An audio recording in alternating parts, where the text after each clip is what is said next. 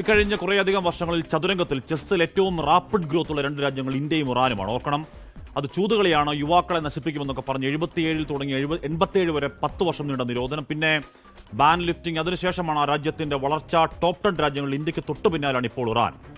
അങ്ങനെ ചെസ് കളിക്കുന്നവർക്കറിയാം, പണ്ടേ ഉള്ളൊരു മാരക നീക്കം D4 D5 പിന്നൊരു C4, കയ്യിലുള്ളൊരു കരുത്തൻ കരുവരെ തുടക്കത്തിൽ തന്നെ ബലി കൊടുത്ത് ആ ട്രാപ്പിൽ ആക്രമിച്ച് കളിച്ച് ഡൊമിനേറ്റ് ദ സെന്റർ. വൈറ്റ് സ്മിഷാണ് മധ്യഭാഗം കൈപ്പിടിൽ നീക്കത്തിന് പേര് ക്യൂൻസ് ഗ്യാംബിറ്റ്. ആയത്തുള്ള അലി ഖമനയി സൈനിക മേധാവി, റിസർച്ച് മേധാവി എന്ന് വേണ്ട, രാഷ്ട്രീയ നേതൃത്വം പൂർണ്ണമായി തുടച്ചു നീക്കാൻ 4 ദിവസം കൊണ്ട് തീർക്കും എപ്പിക് ഫ്യൂറി. പിന്നെ 4 ആഴ്ച 6 ആഴ്ച 100 നാൾ എപ്പോൾ തീരുമെന്നറിയാത്ത ഡെഡ് ലോക്ക് ഒരു ചെസ് ബോർഡാണെങ്കിൽ ആകാശത്ത് ആയിരക്കണക്കിന് ടൺ ബോംബർ വിമാനങ്ങൾക്ക് ഇറാന്റെ മറുനീക്കം ഒരു ഖുറംഷാഗർ 4 ഖൈബർ ബാലിസ്റ്റിക് മിസൈൽ അല്ല, അത് ഹോർമൂസ് കടലിടുക്കാണ്. ലോകത്തെ ഏറ്റവും പ്രധാനപ്പെട്ട ഓയിൽ ഷിപ്പിംഗ് റൂട്ട്. ആഗോള എണ്ണ മാർക്കറ്റിന്റെ വാതായനം അടയാറായി 6ാം നാൾ ലോകരാഷ്ട്രങ്ങൾ മൂച്ചുമുട്ടാണ്. വെപ്പൺ വാർ, ഇപ്പോൾ തന്നെ സാമ്പത്തിക യുദ്ധമാണ്. അൾട്ടിമേറ്റ് ക്യൂൻസ് ഗ്യാംബിറ്റ്. ഒരു കരയുദ്ധത്തിന് ധൈര്യമുണ്ടോ എന്നാണ് ഇപ്പോൾ അമേരിക്കയുടെ ഇറാന്റെ വെല്ലുവിളി. ഓയിൽ ഫ്രസ്ട്രേഷൻ കാര്യമായി ബാധിക്കാനിടയുള്ള രാജ്യങ്ങളിലൊന്നും നമ്മുടെ രാജ്യം. ആ പ്രതിസന്ധിയിൽ വേണമെങ്കിൽ ഇന്ത്യ കുറച്ചുനാൾ റഷ്യയിൽ എണ്ണ വാങ്ങിച്ചോ എന്നാണ് അമേരിക്കക്കാരൻ അങ്കിൾ സാം കാരുണ്യം എറിഞ്ഞു തരുന്ന പിച്ചക്കാശ് പോലെയാണ് ലോക തമ്പ്രാന്റെ വല്ലാത്ത മുഷ്ക്. ഇന്ത്യ പാകിസ്ഥാൻ വെടിനിർത്തൽ പ്രഖ്യാപിക്കുന്ന അമേരിക്ക. റഷ്യയിൽ നിന്ന് ഇന്ത്യ എണ്ണ വാങ്ങില്ല എന്ന അമേരിക്കൻ ഇണ്ടാസ്. എവിടെ നിന്ന് വാങ്ങണമെന്ന് ഡിക്റ്റേഷൻ. യുദ്ധകാലത്തെ 1 മാസത്തെ അനുവാദ പ്രഖ്യാപനം. സാറേ സാമേ, നീയാണോ കോടതി? ട്രോളും കുഞ്ഞോളിയുമല്ല, ഞാനും നിങ്ങളും അടക്കം 140 കോടി പൗരന്മാരുടെ ആത്മബോധത്തെ അധിക്ഷേപിക്കലാണ്. പരമാധികാരത്തിന്റെ കൊലവള്ളിക്ക് പിടിക്കാനാണ് ദുഷ്ടലക്ഷ്യം. ആർജവത്തോടെ പറയാൻ ആരെങ്കിലും ഉണ്ടോ? എടുത്തോണ്ട് പോടാ നിന്റെ എണ്ണ ഇണ്ടാസും വരട്ടും. ഞങ്ങൾ പഴയ ബ്രിട്ടന്റെ അടിമരാജ്യമല്ല. പ്രിയ പ്രേക്ഷകർക്ക് എൻകൗണ്ടറിലേക്ക് സ്വാഗതം.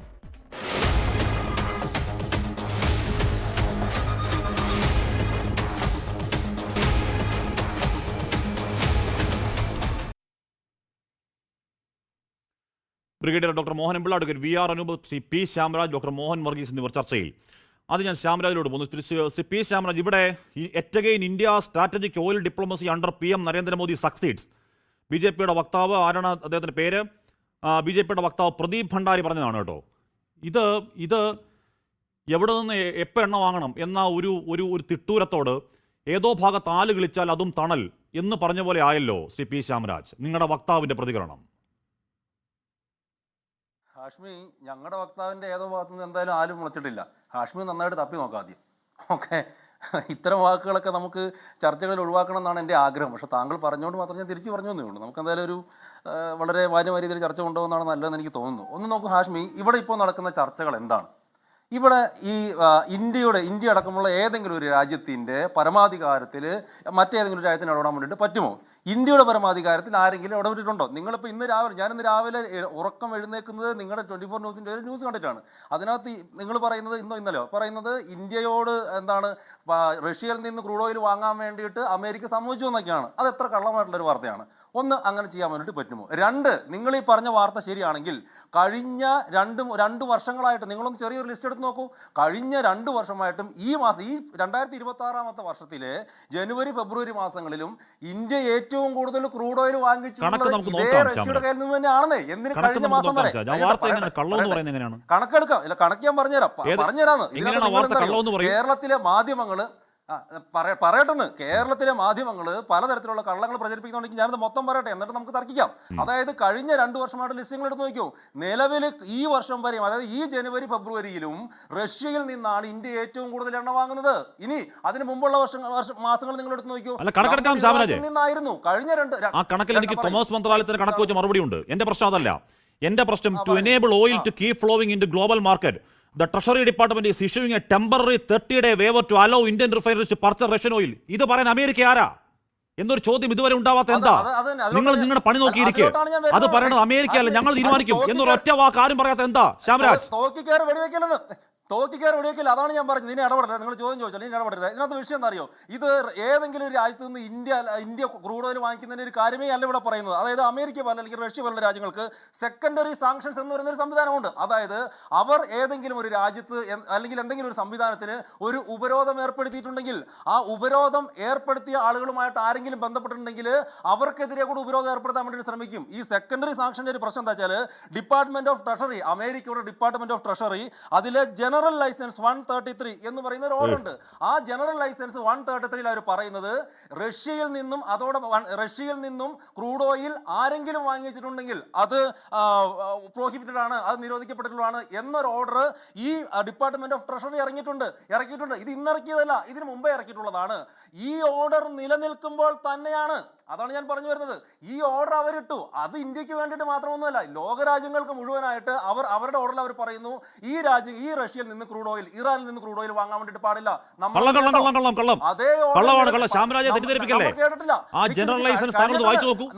കേട്ടിട്ടില്ല. ഞാൻ വായിച്ചുതരാം. ആ ജനറൽ ലൈസൻസിന്റെ ഫസ്റ്റിലായിരുന്നു വായിക്കൂ. ആ ജനറൽ ലൈസൻസിന്റെ കേട്ടിട്ടില്ലല്ലോ. ഫസ്റ്റിലായിരുന്നു വായിക്കൂ. അത് ഞാൻ മൊത്തം എടുത്തിട്ടല്ല വന്നിട്ടുള്ളത്. ഞാൻ വായിച്ചുതരാം. എന്നാ ഞാൻ വായിച്ചുതരാം. ഇത് കേട്ടിട്ടില്ലല്ലോ. Authorising the delivery and sale of crude oil and petroleum products of Russian Federation origin load on vessels on March 5, 2026 to India. അത് ലേറ്റസ്റ്റ് ആണ് ഹാഷ്മി. അത് രണ്ടാമത്തെയാണ്. ഞാൻ വരുന്ന രണ്ടാമത്തെ, ഞാനെനിക്ക് നമ്പർ മാറിപ്പാണ്. രണ്ടാമത്തെ അല്ല പറയുന്നത്, ലേറ്റസ്റ്റ് ഓർഡർ കറക്റ്റ് ആണ്. അതിനകത്ത് വിഷയം എന്താണ്? ഇത് ഞാൻ ഈ പറഞ്ഞിട്ടുള്ള മുമ്പ് ഇറങ്ങിയിട്ടുള്ള ഓർഡർ, ആ ഓർഡറിൽ വ്യത്യാസം വരുത്തിയിരിക്കുന്നു എന്നാണ് പറയുന്നത്. ആ ആദ്യത്തെ ഓർഡർ, അതായത് റഷ്യയിൽ നിന്നും ഇറാനിൽ നിന്നും അടക്കമുള്ള ക്രൂഡ് ഓയിൽ ഏതെങ്കിലും ലോകരാജ്യങ്ങൾ വാങ്ങുന്നത് പ്രോഹിബിറ്റഡ് ആണെന്ന് പറയുന്ന സമയത്ത് തന്നെ കഴിഞ്ഞ മാസങ്ങളിലെല്ലാം നമ്മൾ റഷ്യയിൽ നിന്ന് അവിടുത്തെ ട്രഷറി സെക്രട്ടറി പറയുന്നു. ഞാൻ പറഞ്ഞ ഹാഷ്മി, ഇവിടുത്തെ പ്രശ്നം ഒന്നുമല്ല, ഈ പ്രശ്നം നമ്മുടെ ചോദ്യത്തിനല്ല മറുപടി പറഞ്ഞു, എന്തൊക്കെയോ പറയാണ്. നമ്മുടെ ട്രഷറി എന്റെ വളരെ ചുരുങ്ങിയ സംശയമാണ്. ശ്യാംരാജ് തന്നെ പറയുന്നു റഷ്യയിൽ നമ്മൾ ഏറ്റവും കൂടുതൽ എണ്ണ ഇറക്കിക്കൊണ്ടിരിക്കുകയാണ്. 40%, 20% പോട്ടെ, അത് വേറെ കാര്യം. ശരി, അങ്ങനെ ഇറക്കിക്കൊണ്ടിരിക്കുകയാണെ ഇവിടെ ഒരു ട്രഷറി സെക്രട്ടറി ഒന്ന് പറയുകയാണ്, ഞങ്ങൾ നിങ്ങൾക്ക് 30 ദിവസത്തെ ഒരു അനുവാദം തരുക കേട്ടോ എന്ന് പറയണം. എന്നിട്ട് കർശനമായി ഇന്ന ഡേറ്റ് എന്ന് പറയാണ്. നമ്മൾ പറയേണ്ടത് എന്താ? നമ്മൾ പറയേണ്ടത് എടോ അമേരിക്ക അത് ഞങ്ങൾ തീരുമാനിക്കും, നിങ്ങൾ ഇങ്ങോട്ട് പറയാൻ വരണ്ട എന്നൊറൊറ്റ വാക്കുണ്ടാവാത്ത എന്താ ശ്യാംരാജ്? ലേറ്റസ്റ്റ് സെൻട്രൽ ഗവൺമെന്റ് സ്റ്റേറ്റ്മെന്റുകളാണ്. ഇന്ന് ഈ തവണയും ഇന്ത്യ റഷ്യയിൽ നിന്നാണ് ഏറ്റവും കൂടുതൽ ക്രൂഡ് ഓയിൽ വാങ്ങിച്ചിരുന്നത്. ലേറ്റസ്റ്റ് മണിക്കൂറുകൾക്ക് മുമ്പ് ഗവൺമെന്റ് ഓഫ് ഇന്ത്യ സ്റ്റേറ്റ്മെന്റ് വന്നിട്ടുണ്ട്.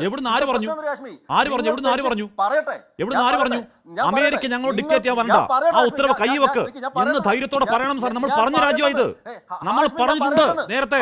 പറയട്ടെ, ഹാഷ്മി തെറ്റിദ്ധരിച്ചതോ, ഞാൻ പറയാം, ഹാഷ്മി തെറ്റിദ്ധരിച്ചതോ ജനങ്ങളെ തെറ്റിദ്ധരിപ്പിക്കുന്നതായിട്ടുള്ള പ്രശ്നം അറിയോ? ഒന്ന്, അവർ പറഞ്ഞിട്ടുള്ള അവരുടെ ഈ ലേറ്റസ്റ്റ് ഓർഡർ അല്ല ലേറ്റസ്റ്റ് സ്റ്റേറ്റ്മെന്റ്, അതിൽ അവരുടെ തന്നെ ഓർഡറുകൾ തിരുത്തൽ വരുത്തിയാണ് ഇതിലുള്ളത്. അല്ലാതെ ഇന്ത്യ എവിടെ നിന്ന് വാങ്ങണം എന്നുള്ളതല്ല സ്റ്റേറ്റ്മെന്റ് എന്നാണ് സ്റ്റേറ്റ്മെന്റ് സാറേ.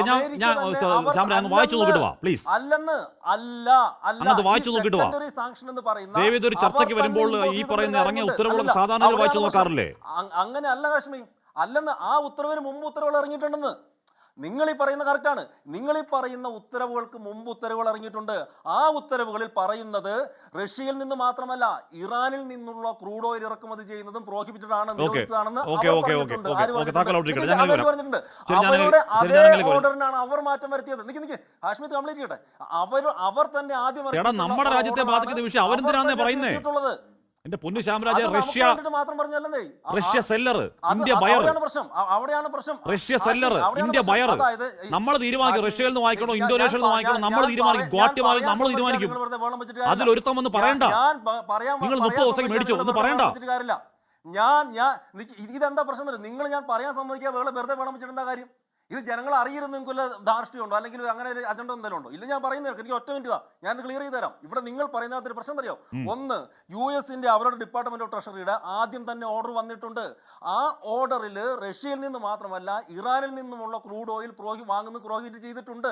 അങ്ങനെ ചെയ്തില്ലെങ്കിൽ എന്താ പ്രശ്നം അറിയോ? പ്രോഹിബിറ്റ് ചെയ്യാന്ന് വെച്ചാൽ നമ്മളാരും മേടിക്കരുതെന്നല്ല, ആ പ്രോഹിബിഷൻ നിലനിൽക്കുമ്പോൾ തന്നെ നമ്മൾ വാങ്ങിയിട്ടുണ്ട്. ആ പ്രോഹിബിഷൻ വന്നത് ഇന്നലെയല്ല, അത് ലോക രാജ്യങ്ങളോട് മുഴുവൻ അവർ പറഞ്ഞ ഒരു ഓർഡറാണ്.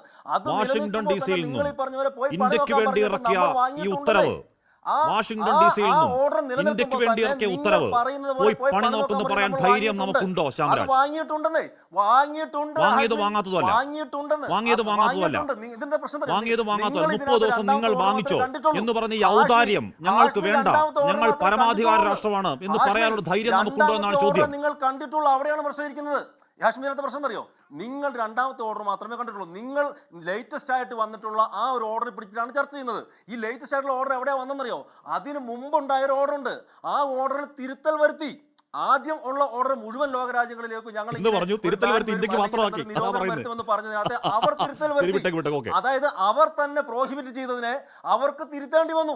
എന്ന് പറഞ്ഞാൽ ലോകത്തിന് മൊത്തം നേരത്തെ ബാനായിരുന്നെങ്കിൽ അത് ഇപ്പൊ ഇന്ത്യക്ക് മാത്രമാക്കി ബാൻ ചുരുക്കി എന്നാണ് താങ്കൾ പറയുന്നത്. നിങ്ങൾ പറയുന്നില്ല അല്ലേ ശ്യാമരാജ്? എന്നിട്ട് നിങ്ങൾ പറയും ഇത് സ്ട്രാറ്റജിക്, എന്താണ് സ്ട്രാറ്റജിക് വിജയം എന്ന് പറയും. അതുകൊണ്ടാണ് ഞാൻ മറ്റേ ആലിന്റെ കാര്യം പറഞ്ഞത്. ഞാൻ പറഞ്ഞ ഉദ്ദേശം പറഞ്ഞല്ല, അതുകൊണ്ടാണ് ഞാൻ ആലിന്റെ കാര്യം ഒരേ സമയത്ത് എന്താണ് ശീതകാല യുദ്ധകാലം മുതൽ ശീതയുദ്ധം കാലം മുതൽ ഇരുധ്രുവങ്ങളായിരുന്നിട്ടുള്ള അമേരിക്കയും റഷ്യയും ആ രണ്ട് രാജ്യങ്ങളും ഒരേ സമയം ഇന്ത്യയോടൊപ്പം നിൽക്കുകയാണ്. ആ പറയുന്ന ഓർഡർ അവർക്ക് തിരുത്തേണ്ടി വന്നു. ശരി, ഞാൻ അങ്ങനെ പറയാം. എന്റെ വളരെ സിമ്പിളായ ചോദ്യം, ഇത് ഇന്ത്യ അഡ്രസ് ചെയ്തുണ്ടാക്കിയ ഇന്ത്യക്ക് വേണ്ടി ഇറക്കിയ ഒരു ഉത്തരവാണ്. ആ ഉത്തരവ് വേണമെങ്കിൽ രഹസ്യമായി കേന്ദ്ര അല്ലെങ്കിൽ സർക്കാർ കൊടുക്കാമായിരുന്നു. ഇത് മറ്റേ എന്താണ് വെടിവഴിപാട് ഉറക്കെ വിളിച്ച് പറഞ്ഞാൽ ഗുണം കിട്ടുമോ എന്ന് ചോദിച്ചപ്പോൾ ഉറക്കെ വിളിച്ച് ലോകത്തെ മൊത്തം അറിയിക്കുകയാണ്. എന്താണ് ഞങ്ങൾ ഇന്ത്യക്ക് ഔദാര്യം കൊടുക്കുന്നു എന്ന് പറയാണ്. അതെങ്കിലും തെറ്റാണ് എന്ന് പറയാനുള്ള ധൈര്യം നമുക്ക് കൊണ്ടുവന്ന ചോദ്യം വിട്ടേക്ക്, ഞാൻ അങ്ങനെയൊക്കെ എത്താം. ശ്രീ മോഹൻ പിള്ള, ഇവിടെ ഇന്ത്യ ഒരു സ്വതന്ത്ര പരമാധികാര രാജ്യമാണ്. അതിനുവേണ്ടി അസംഖ്യം രക്തബലികൾ കൊടുക്കേണ്ടി വന്ന ദീർഘമായ സ്വാതന്ത്ര്യ സമര ചരിത്രമുള്ള ധീരമായി തലകുനിക്കാൻ മനസ്സില്ലാത്ത രാജ്യമാണ്. ആ രാജ്യത്തോടാണ് അവിടുത്തെ റിഫൈനറികൾക്ക് 30 ദിവസത്തെ അനുവാദം. ഒരു മുൻ ഉത്തരവ് എന്തു ആയിക്കോട്ടെ, ഈ അനുവാദം ഇത് യാഥാർത്ഥ്യമാണ്, അവർ പലയാവർത്തി പറയുന്നതാണ്. ഒരു മുൻ സൈനികൻ എന്ന നിലയ്ക്ക് ആ ഡിക്റ്റാറ്റ് കേൾക്കുമ്പോൾ തോന്നുന്നത് എന്താണ്? പറഞ്ഞിരിക്കുന്ന വാർത്ത സത്യമാണെന്നുണ്ടെങ്കിൽ അത് ശരിക്കും US ഇന്ത്യയുടെ മേലിൽ ഇമ്പോസ് ചെയ്യുന്ന ഒരു തിട്ടൂരമാണ്. ആ തിട്ടൂരത്തിന് ടിറ്റ് ഫോർ ടാറ്റ് മറുപടി പറയേണ്ടതുണ്ട്. അതിൻ്റെ ബാക്ക്ഗ്രൗണ്ട് കംപ്ലീറ്റ് നമുക്കതറിയില്ല. പക്ഷേ whatever it may be, Trump day 1 മുതൽ ഈ കാര്യങ്ങളെല്ലാം പറഞ്ഞ് വന്നിട്ടുള്ളതാണ്. അതിന് നമ്മൾ ടിറ്റ് ഫോർ ടാറ്റ് റിപ്ലൈ ഇന്നലെ ഒരു മോഡിഫൈ ചെയ്തൊരു റിഫൈൻഡ് റിപ്ലൈ വരും എന്നുള്ള ഒരു പ്രതീക്ഷയാണ് നമുക്കുള്ളത്. കാര്യം റിഫൈൻഡ് റിപ്ലൈ വന്നേ പറ്റുള്ളൂ. കാര്യം ഇന്ത്യ എന്ന് പറയുന്നത് ആരുടെയും അണ്ടറിലുള്ള ഒരു രാജ്യമല്ല, ആരുടെയും തിട്ടൂരം ത്തിൻ്റെ അണ്ടറിൽ നിൽക്കേണ്ട കാര്യവുമല്ല. ഇവിടെ ട്രംപ് പ്രസൻറ്റ് സിറ്റുവേഷൻ എന്ന് പറഞ്ഞു കഴിഞ്ഞാലേ ആഷ്മി, ഇപ്പോഴത്തെ ലേറ്റസ്റ്റ് ഡെവലപ്മെൻറ്റ് എല്ലാം കൂടി കൂട്ടി വായിക്കണം ട്രംപിനെ സംബന്ധിച്ചിടത്തോളം, ഈ ഒരു ഇക്കണോമിക് സിറ്റുവേഷൻ വെച്ചിട്ട് നമ്മൾ പറയുകയാണെങ്കിൽ. കാരണം ഇന്നൊരു സ്റ്റേറ്റ്മെൻറ്റ് വന്നില്ലേ ക്യൂബ, ആ ക്യൂബ സ്റ്റേറ്റ്മെൻറ്റും ഇതും കൂടി ഒന്ന് കൂട്ടി വായിക്കുവാണെങ്കിൽ ആൻസർ കറക്റ്റായിട്ട് ഹാഷ്മിക്ക് കിട്ടും. കാരണം ക്യൂബയുടെ സപ്പോർട്ടേഴ്സ് എന്ന് പറയുന്നത് റഷ്യ, ചൈന, ഇറാൻ, പിന്നെ ഓൾറെഡി ട്രംപിൻ്റെ അണ്ടറിലായിട്ടുള്ള ബൊളീവിയ, ലേറ്റസ്റ്റ് ആയിട്ടുള്ള ബൊളീവിയ ഇതിൻ്റെ ഒരു സപ്പോർട്ടേഴ്സ് ആയിരുന്നു. ഈ രാജ്യങ്ങളും കൂടിയുണ്ട്. ഇപ്പോൾ ഡീസ്റ്റെബിലൈസ് ചെയ്ത് അല്ലെങ്കിൽ കൺട്രോൾ വെച്ചിരിക്കുന്ന ആ രാജ്യവും കൂടിയുണ്ട്. അപ്പോൾ ഈ ആദ്യം തന്നെ ഒരു രാജ്യം കൺട്രോളിലാക്കി കഴിഞ്ഞു, ഒരു ചെറിയ രാജ്യത്തിനെ. അത് കഴിഞ്ഞതിന് ശേഷം റഷ്യയുടെ സ്റ്റെബിലിറ്റി എത്രത്തോളം ഉണ്ടെന്ന് ട്രംപ് മനസ്സിലാക്കി. റഷ്യ ഡയറക്റ്റായിട്ട് ഒരു ഇൻവോൾവ്മെൻറ്റിലോട്ട് വരാത്ത ഒരവസ്ഥ വരികയും കൂടെ ചെയ്തു. അതുകൂടാതെ ചൈനയുടെ സൈലൻസ്, അതാണ് എല്ലാവരും ഉറ്റുനോക്കുന്നത്. ആ സൈലൻസിന് ചൈന അങ്ങേയറ്റത്തെ ലോകത്തിന് വേണ്ടി അങ്ങേയറ്റത്തെ വില കൊടുക്കേണ്ട ഒരു സിറ്റുവേഷനാണ് വന്നിരിക്കുന്നത്. കാരണം ഇപ്പോഴത്തെ ഒരു സിറ്റുവേഷൻ വരുമ്പോൾ നമ്മുടെ പരമാധികാരത്തെ ചോദ്യം ചെയ്യുന്നു എന്നുള്ള രീതിയിൽ തന്നെ ട്രംപ് ഡേ 1 മുതൽ പറഞ്ഞിട്ടുള്ളത് എല്ലാവരും ട്രംപ് കോമാളിയാണെന്നും വിഡ്ഢിയാണെന്നും പേപ്പട്ടിയാണെന്നും പറഞ്ഞ് ഒഴിവാക്കുന്നതിനോട് ഞാൻ യോജിക്കുന്നില്ല. കാരണം എന്നു മുതൽ ട്രംപ് എന്തൊക്കെ പറഞ്ഞിട്ടുണ്ടോ either directly or indirectly Trump അത് ഇംപ്ലിമെന്റ് ചെയ്യുന്നുണ്ട്. നമ്മൾ ടൈം ബീയിങ്ങിന് വേണ്ടി അത് തമാശ ആണെന്ന് പറയാം, പക്ഷെ അത് ഒരിക്കലും തമാശ ആയിട്ട് വരില്ല കാശ്മീർ. ഇനിയും വരാൻ പോകുന്നത് വളരെ ഫ്രണ്ട്ലി ആയിട്ട് തന്നെ അദ്ദേഹം ഓൾറെഡി പറഞ്ഞു കഴിഞ്ഞു. ഞാൻ ഇത് കഴിഞ്ഞിട്ട് അടുത്തത് നേരെ ഇങ്ങോട്ടാണ്. എങ്ങോട്ടാണ്? ക്യൂബയാണ്. അത് 100% ഉറപ്പാണ്. ഇന്നലെ നാളെ നമ്മൾ അടുത്ത ദിവസങ്ങളിൽ ചർച്ച ചെയ്യാം. കാര്യം ഇറാനെ ഒന്ന് ഡീസ്റ്റെബിലൈസ് ചെയ്ത് കഴിയുമ്പോഴത്തേക്കും റഷ്യയും ഏതാണ്ട് ഒരു ലൈനിലൊക്കെ ആക്കി വെച്ചിരിക്കുകയാണ്. പക്ഷേ അതാണ് ഞാൻ വീണ്ടും പറയുന്നത്, ചൈനയുടെ സൈലൻസ് അങ്ങേറ്റത്തെ വില കൊടുക്കേണ്ടി വരും. അല്ല എന്നുണ്ടായിരുന്നെങ്കിൽ ഈ റീജിയണിൽ ചൈന ഇപ്പോൾ തന്നെ ഇടപെട്ട് ഒരു പ്രഷർ ബിൽഡ് ചെയ്യണമായിരുന്നു. ഇതിനകത്ത് ചൈന മാത്രമല്ല, ഇന്ത്യക്ക് ഒരു സേ ഉണ്ടായിരുന്നു. അതായത് ഇന്ത്യയെ ഡിക്റ്റേറ്റ് ചെയ്യാൻ ട്രംപ് വരില്ലായിരുന്നു. ഡേ 1 മുതൽ നമ്മൾ ഒരു സ്റ്റാൻഡ് ക്ലിയർ കട്ടായിട്ട് എടുക്കണം. അതായത് ഒരു കാരണവശാലും നമ്മളുടെ ഒരു രാജ്യത്തിൻ്റെയും പരമാധികാരത്തിൽ ഇടപെടുവാനായിട്ട് US എന്നല്ല ഒരു രാജ്യത്തിനും അധികാരമില്ല എന്നുള്ള ഓപ്പൺ സ്റ്റാൻഡ് എടുത്തിട്ട് വളരെ കറക്റ്റായിട്ട് സ്ട്രെയിറ്റ് ആയിട്ട് പോകണമായിരുന്നു. നമ്മളിപ്പം നമ്മളെ സംബന്ധിച്ചിടത്തോളം അതായത് ഒരു ആൻസർ ഉണ്ട്. എന്താണ് ആൻസർ? നമുക്ക് ഒരു ഡിപ്ലോമാറ്റിക് വേയിൽ മുന്നോട്ട് പോവുക, നമ്മുടെ സർവൈവലാണ് നമ്മുടെ ഇമ്പോർട്ടൻസ്. അതല്ലായിരുന്നു വേണ്ടിയിരുന്നത് ക്ലിയർ കട്ട് ആൻസർ കൊടുക്കുക എന്നുള്ളത് തന്നെയാണ്. അത് കൊടുക്കുക. പിന്നെ അത് മനസ്സിലാക്കിയപ്പോൾ നമ്മളിപ്പം എന്താ പറയുന്ന ഡിപ്ലോമാറ്റിക് ഓഫീസിൽ പോയിട്ട് നമ്മുടെ NY അതിനെക്കുറിച്ചിട്ട് പറഞ്ഞിട്ടുണ്ട്. അത് വേറൊരു കാര്യം. പക്ഷെ എന്നിരുന്നാലും വളരെ ക്ലിയർ ആയിട്ട് തന്നെ ഒരു സ്റ്റാൻഡ് ആദ്യം മുതൽ എടുത്തിരുന്നെന്നുണ്ടെങ്കിൽ ഈ അമേരിക്കയും ചൈനയും റഷ്യയും ഇസ്രയേലും ഈ ഒരു പ്രൊവോക്കേഷനിലോട്ട് വരില്ലായിരുന്നു, ലിമിറ്റായേനെയും. അത് നടന്നില്ല. അത് കൂടാതെ ഇപ്പോൾ വീണ്ടും നമ്മൾ വളരെ സൈലന്റ് ആയിട്ട് നിൽക്കുകയാണ് as a spectator. That is very wrong. രണ്ട് രാജ്യങ്ങൾ ഇതിനകത്ത് പ്രതികരിക്കേണ്ടത് ഇന്ത്യയും ചൈനയുമാണ്, യാതൊരു സംശയവുമില്ല. ആ ഇന്ത്യയും ചൈനയും പ്രതികരിക്കാത്തത് കൊണ്ടാണ് ട്രംപ് നേരെ അടുത്ത ഗൺ പോയിന്റ് ചെയ്ത് വെച്ചിരിക്കുന്നത്. ഇവിടെ ഫ്ലോറിഡയിൽ നിന്ന് ഏതാണ്ട് 90 മൈൽ ദൂരമുള്ള ക്യൂബയിലോട്ട്. ഫ്ലോറിഡയിൽ നിന്ന് 90 മൈൽ ദൂരമുള്ള ക്യൂബ പിടിച്ചെടുക്കാൻ നേരെ മറിച്ച് വലിയ വിഷയങ്ങളൊന്നുമില്ല. നേരത്തെ ഒരു ഡെറ്ററൻസ് ഉണ്ടായിരുന്നു. ഇപ്പോൾ ആ ഡെറ്ററൻസും ഇല്ല, നമുക്ക് പറയാൻ പറ്റും. ആ ഡെറ്ററൻസും ഇല്ല. ഇനി വരാൻ പോകുന്ന ദിവസങ്ങളിൽ നമ്മൾ ചർച്ച ചെയ്യാൻ പോകുന്ന അതായിരിക്കും. ക്യൂബ ഒരു ഫ്രണ്ട്ലി ടേക്ക് ഓവർ ആയിരിക്കുമെന്ന് ട്രംപ് ഓൾറെഡി പറഞ്ഞു കഴിഞ്ഞു. ഇപ്പോൾ മഹാശയന്റെ ഉദ്ദേശം എന്തെന്ന് ചോദിച്ചാൽ ഇസ്രയേലിനെ മാക്സിമം എൻഗേജ് ചെയ്യിപ്പിക്കുക. ഹാഷ്മി, ഞാൻ വീണ്ടും റിപ്പീറ്റ് ചെയ്യുന്നു, ട്രംപിനെ എല്ലാവരും അണ്ടർ എസ്റ്റിമേറ്റ് ചെയ്ത് കോമാളിയാന്ന്. But no, whatever he says it got a meaning. ആ meaning either directly or indirectly implement ചെയ്താൽ വരുന്നത്. ഇസ്രയേലിനെ മാക്സിമം എൻഗേജ് ചെയ്യിപ്പിച്ചിരിക്കുകയാണ്. ട്രംപിനറിയാം ചൈനയിൽ നിന്നും വന്നിട്ടുള്ള പവർഫുൾ ആയിട്ടുള്ള മിസൈൽസ് ആണ് ഇറാന്റെ കപ്പാസിറ്റി എന്ന് പറയുന്നത്. അപ്പോൾ ഈ US-ന്റെ ബാറ്റിൽ ഷിപ്സുകളെല്ലാം നമ്പൂരമിട്ടിരിക്കുന്നത് അതിൻ്റെ റേഞ്ചിന്, ഷോർട്ട് റേഞ്ചിന് വെളിയിലാണ്. അത് ആലോചിക്കണം. എന്നിട്ട് ഇസ്രയേലിനെ കൊണ്ടാണ് മാക്സിമം ബൊംബാർഡ്മെന്റ് നടത്തിക്കുന്നത്, അവിടെ ഹെവി ബൊംബാർഡ്മെന്റ് നടത്തിക്കുന്നത്. ഐ തിങ്ക് US GCC രാഷ്ട്രങ്ങളെ സപ്പോർട്ട് ചെയ്യുന്നുണ്ട്, അബ്സല്യൂട്ട്ലി. അപ്പോൾ ഇപ്പോൾ നടക്കുന്നതെല്ലാം നമ്മൾ മീഡിയയെല്ലാം വളരെ നല്ല രീതിയിൽ പറയുന്നു. അവിടെ കുവൈറ്റിൽ വരുന്നു, അല്ലെങ്കിൽ UAE-യിൽ വരുന്നു, അല്ലെങ്കിൽ ഖത്തറിൽ വരുന്നു. ഓഫ് കോഴ്സ് മിസൈൽ വരുമ്പോൾ സ്വാഭാവികമായിട്ടും ഇന്റർസെപ്റ്റ് ചെയ്യുമ്പോൾ വരുന്നത് തന്നെ എയറിൽ ന്യൂട്രലൈസ് ചെയ്യും. അതിൻ്റെ സൗണ്ടുകളാണ് ഈ കേൾക്കുന്നത്. അപ്പോൾ അതിൻ്റെ അവശിഷ്ടങ്ങൾ വീഴുന്ന ചില കാര്യങ്ങളിലൊക്കെയാണ് 1-2 കാഷ്വാലിറ്റി ഉണ്ടാകുന്നത്. അതാണ് ഞാൻ ആദ്യം മുതൽ തന്നെ പറഞ്ഞത്. ഇറാൻ ഒരു പ്രൊവോക്കേറ്റ് ചെയ്ത് ഇവരെ ഇതിനകത്തോട്ട് അട്രാക്ട് ചെയ്യുന്നു. ആ അട്രാക്ഷന് അത്രത്തോളം വില കിട്ടിയിട്ടില്ല ഇപ്പോൾ. ഓക്കെ, ഞാൻ അങ്ങനെ എത്താൻ പോകുമ്പോൾ നമുക്ക് അക്കാര്യം കുറച്ചുകൂടി വിശദമായി ചർച്ച ചെയ്യണമെന്ന് തോന്നുന്നു. ശ്രീ VR ഇവിടെ VR-ലേക്ക് വരുന്ന മുമ്പ് US state deputy Christopher Landa ഡൽഹിയിലെ പരിപാടിയിൽ സംസാരിച്ചൊന്ന് കേൾക്കാം. But again, India should understand that we're not going to make the same mistakes with India that we made with China 20 years ago in terms of saying, we're going to let you be able to develop all these markets, and then the next thing we know, you're beating us in a lot of commercial things. We're going to make sure that whatever we do, it's fair to our people, because ultimately we have to be accountable to our own people, just as the government of India has to be accountable. പറഞ്ഞ US state deputy Christopher Landa ഡൽഹിയിലെ പരിപാടി താക്കീത് പോലെ പറയാണ്. എന്താണ് ചൈനയോട് ചെയ്തിട്ട് ഇന്ത്യയോട് ചെയ്തില്ല, എന്താണ് കൊമേഴ്സ്യൽ മേഖലയിൽ നിങ്ങളെ ഒരു തരത്തിൽ മുന്നോട്ട് വരാൻ ഞങ്ങൾ സമ്മതിക്കില്ല, ഞങ്ങൾക്ക് ഒരു ഞങ്ങളുടെ രാജ്യമാണ്, ഞങ്ങളുടെ ആൾക്കാരുടെ താല്പര്യമാണ്, നിങ്ങൾക്ക് വേണമെങ്കിൽ അനുസരിക്കുന്നൊരു മട്ടാണ് ഇന്ത്യൻ മണ്ണിലും എന്ന് പറഞ്ഞാണ് ലാൻഡെ. സാർ എന്തിനാണ് വരട്ട്, എന്തിനാണത് കേട്ടു നിൽക്കാൻ നമുക്കുള്ള ഗതികേട് എന്താണ്? VR അനൂപ്.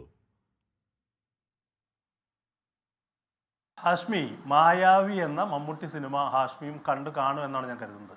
അതിൽ മമ്മൂട്ടിയേക്കാൾ കൂടുതൽ നമ്മളെ രസിപ്പിച്ചത് സലീം കുമാറാണ്. സലീം കുമാർ എല്ലാ സമയത്തും പറയുന്ന ഒന്ന്, ഞാനാണ് മായാവിയുടെ ആശ. മായാവി ഞാൻ പറയാതെ ഒരു അക്ഷരം പറയില്ല, ഒരു ചുവട് മുന്നോട്ട് നീങ്ങുന്നില്ല എന്ന് പറയുന്നത് പോലെ മായാവി സിനിമയിലെ സലീം കുമാറിനെ പോലെയാണെന്നേ മോദി വിശ്വഗുരുവായിട്ട് സ്വയം അങ്ങ് പറയുകയാണ്. ഡൊണാൾഡ് ട്രംപ് എൻ്റെ ശിഷ്യനാണ്, ഞാനാണ് ആശാൻ എന്ന് പറഞ്ഞിരുന്നെങ്കിൽ ഇപ്പോൾ ആരാണ് ആശാൻ, ആരാണ് ശിഷ്യൻ എന്ന് എല്ലാവർക്കും മനസ്സിലായി. ഇത് ആദ്യത്തെ തവണയല്ലല്ലോ. ഇപ്പോൾ ഈ പറയുന്ന എണ്ണയുടെ കാര്യത്തിൽ അമേരിക്ക തിരുത്തിയെന്നൊക്കെ പറയുന്നത് എത്ര വലിയ കോമാളിത്തരമാണെന്ന് നമുക്കറിയാം. ഇത് ഡൊണാൾഡ് ട്രംപ് തന്നെ ഇന്ത്യ പാകിസ്ഥാൻ സംഘർഷം ഉണ്ടായപ്പോൾ എന്താ പറഞ്ഞത്? ഞാൻ പറഞ്ഞതുകൊണ്ടാണ്, പരസ്യമായി പ്രഖ്യാപിക്കുകയാണെന്നേ, ഞാൻ പറഞ്ഞതുകൊണ്ടാണ് ഈ യുദ്ധം തീരുന്നത്, യുദ്ധസമാനമായ സംഘർഷം തീരുന്നതെന്ന് പറയുന്ന അവസ്ഥയിലേക്ക് പലതവണ ആവർത്തിക്കുകയാണ്. ഇവിടെ വിശ്വഗുരു എന്ന് നാഴികയ്ക്ക് 40 വട്ടം പറയുന്നവർ യഥാർത്ഥ സ്വഭാവം പുറത്തു വരുമ്പോൾ അതിനെതിരെ കുരുപൊട്ടിയിട്ട് കാര്യമില്ല. ഇന്ത്യയുടെ വിശ്വഗുരു പരിവേഷം ഒരു വ്യാജ പരിവേഷം ഇങ്ങനെ സങ്കല്പിച്ച് സൃഷ്ടിക്കാൻ ശ്രമിക്കുമ്പോൾ തന്നെ യഥാർത്ഥത്തിൽ ഇന്ത്യയെ സംബന്ധിച്ച് ഇന്ത്യ ലോകത്തിന്റെ ഗുരു ആയിരുന്നത്, ലോകം ഗൗരവത്തോടു കൂടി ഇന്ത്യയെ കേട്ടിരുന്നപ്പോഴാ. ഇന്ത്യ എന്ന റിപ്പബ്ലിക് ഉണ്ടാകുന്നതിന് മുമ്പ് ഗാന്ധിക്ക് ആ സ്വീകാര്യത ഉണ്ടായിരുന്നു. നമ്മുടെ ദേശീയ പ്രസ്ഥാനത്തിന് പോലും ഉണ്ടായിരുന്നു. നെഹ്റുവിന്റെ കാലത്ത്, ഇന്ദിരാഗാന്ധിയുടെ കാലത്തൊക്കെ ഉണ്ടായിരുന്ന ആ വലിയ സ്വീകാര്യതയെ, നമ്മുടെ അന്തസ്സിനെ, ആത്മാഭിമാനത്തിനെ, ആത്മാവിനെ തന്നെ ബലി കഴിക്കുകയാണെന്നേ. ഇന്ത്യയുടെ അതിർത്തിയിലേക്ക് അഭയാർത്ഥികളെ കൊണ്ട് അമേരിക്കൻ വിമാനം വന്നപ്പോൾ ഒരു അക്ഷരം കൊണ്ട് പോലും പ്രതികരിക്കാൻ വൈമനസ്യം കാണിച്ച ഒരു ഭരണകൂടമാണെന്ന് ഈ രാജ്യത്ത് നിലനിൽക്കുന്നത്. അവരിൽ നിന്ന് നമ്മൾ ഇത്തരം കാര്യങ്ങളിൽ എന്തെങ്കിലും പ്രതിരോധം, പ്രതിഷേധം പ്രതീക്ഷിക്കുന്നതിൽ എന്തർത്ഥമുള്ളത്? ഇന്ത്യയെ സംബന്ധിച്ച് അതിൻ്റെ അന്തസ്സിനെ അത് പണയപ്പെടുത്തിയിരിക്കുകയാണ്. ഒരു രാജ്യത്തെ സംബന്ധിച്ച് ഏറ്റവും പ്രധാനപ്പെട്ടതെന്ന് പറയുന്നത് അതിൻ്റെ സ്വയം നിർണയാവകാശമാണെന്നേ. നമ്മൾ ഒരു വ്യക്തിയാണെങ്കിലും രാഷ്ട്രമാണെങ്കിലും എവിടെ നിന്ന് എന്ത് പർച്ചേസ് ചെയ്യണമെന്ന് തീരുമാനിക്കാനുള്ള അവകാശമില്ലെങ്കിൽ അതിൻ്റെ അർത്ഥം ആ രാജ്യം അല്ലെങ്കിൽ വ്യക്തി അസ്വതന്ത്രനാണെന്നാ. ഇവിടെ റഷ്യയിൽ നിന്ന് എണ്ണ വാങ്ങാമെന്ന് എന്തോ വലിയ ഉദാഹരണം പോലെ പ്രഖ്യാപിക്കുമ്പോൾ ആർക്കാണ് കാര്യങ്ങൾ മനസ്സിലാവാൻ കഴിയാത്തത്? അതിന് വലിയ ജിയോ പൊളിറ്റിക്സിന് വലിയ അവഗാഹമൊന്നും വേണ്ട. സ്കൂൾ കുട്ടിയുടെ കോമൺ സെൻസ് മതി. ഇന്ത്യ റഷ്യയിൽ നിന്ന് എണ്ണ വാങ്ങണമെങ്കിൽ അമേരിക്കയുടെ അനുമതി വേണ്ട. അമേരിക്കയ്ക്ക് ഇതിലെന്താണ് കാര്യമെന്ന് ആലോചിക്കാൻ ഒരു ശരാശരി എന്ന് പറയുന്ന സാമാന്യ ബോധം മതി. ഈ സംഘപരിവാറുകാർക്ക് മാത്രമാണ് ഇത് മനസ്സിലാവാത്തത്. മനസ്സിലായിട്ടും അവർ മനസ്സിലാവാതെ പോലെ അഭിനയിക്കുകയാണ്. ഈ രാജ്യത്തിന്റെ അന്തസ്സിന്റെ ആത്മാഭിമാനത്തിന്റെ പ്രശ്നമാണ്. അതുകൊണ്ടാണ് ഇന്ന് കോൺഗ്രസ് അതിനെതിരെ പ്രതികരിച്ചിരിക്കുന്നത്. കഴിഞ്ഞ ദിവസങ്ങളിൽ സോണിയാഗാന്ധി ഉൾപ്പെടെയുള്ള ആളുകൾ പറഞ്ഞത് ആയത്തുള്ള അലി ഖൊമേനിയെ പോലെ ഒരു രാഷ്ട്രത്തലവൻ, അവിടുത്തെ ഒരു പരമോന്നത നേതാവ് വധിക്കപ്പെടുമ്പോൾ അതിനെതിരെ അപലപിക്കാൻ കഴിയുന്നില്ലെന്നേ. കോൺഗ്രസ് പാർട്ടി അതിനെ അപലപിച്ചു.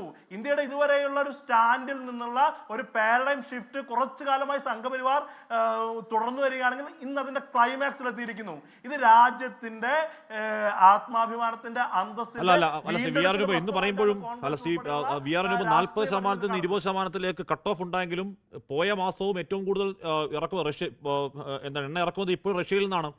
ശരിയാണ്. പിന്നെ വെനിസുലയിലെ ഇല്ല എന്താണ് നമ്മളില്ല എന്തോ റമ്മെന്ന് പറയില്ല, റമ്മെന്ന് പറയുന്ന പോലെ കറുത്ത് അങ്ങേയറ്റം എന്താണ് മാറ്റിയെടുക്കാൻ പാടുള്ള ക്രൂഡ് ജാംനഗറിൽ കൊണ്ടുവന്ന് ശരിയാക്കി വരാൻ സമയം എടുക്കുമായിരിക്കും. പക്ഷെ അതുവരെ വാങ്ങിക്കരുത് എന്ന കട്ടയ്ക്ക് പറഞ്ഞാൽ നമ്മളിപ്പോൾ വാങ്ങിച്ചോണ്ടിരിക്കുക. റഷ്യയിൽ നിന്ന് എണ്ണ വാങ്ങുന്നതല്ലല്ലോ ഹാഷ്മി, ഇവിടെ റഷ്യയിൽ നിന്ന് എണ്ണ വാങ്ങുന്നതല്ലല്ലോ ഇവിടുത്തെ അടിസ്ഥാനപരമായ പ്രശ്നം ഹാഷ്മി.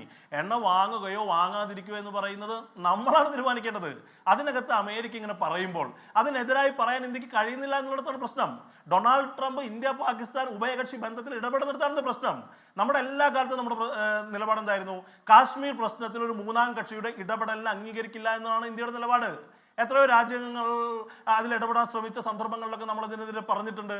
ഇന്ത്യയുടെ എല്ലാ ഗവൺമെന്റുകളും പറഞ്ഞിട്ടുണ്ട്. പക്ഷേ ഡൊണാൾഡ് ട്രംപ് പറയാണ്, ഞാൻ ഇടപെട്ടതുകൊണ്ട്, ഞാൻ ഫോണിൽ സംസാരിച്ചതുകൊണ്ട്, ഞാനാണ് ഇത് ഒത്തുതീർപ്പാക്കിയെന്ന് പറയുമ്പോൾ ഡൊണാൾഡ് ട്രംപിനെ സംബന്ധിച്ച് അങ്ങ് നേരത്തെ സൂചിപ്പിച്ചതുപോലെ ഞാനാണ് ഈ കാര്യങ്ങൾ തീരുമാനിക്കുന്നതെന്ന് പരസ്യമായി പ്രഖ്യാപിക്കുക എന്ന് പറഞ്ഞാൽ അമേരിക്കയുടെ ആവശ്യമാണെന്നേ. അമേരിക്കയുടെ ഒരു അടിമ രാജ്യമായി, അമേരിക്കയുടെ ഒരു ആശ്രിത രാജ്യമായി ഇന്ത്യയെ പരിവർത്തനപ്പെടുത്താൻ മോദി സർക്കാർ നടത്തുന്ന പരിശ്രമങ്ങൾക്കെതിരെയാണ് കോൺഗ്രസ് പ്രതികരിക്കുന്നത്.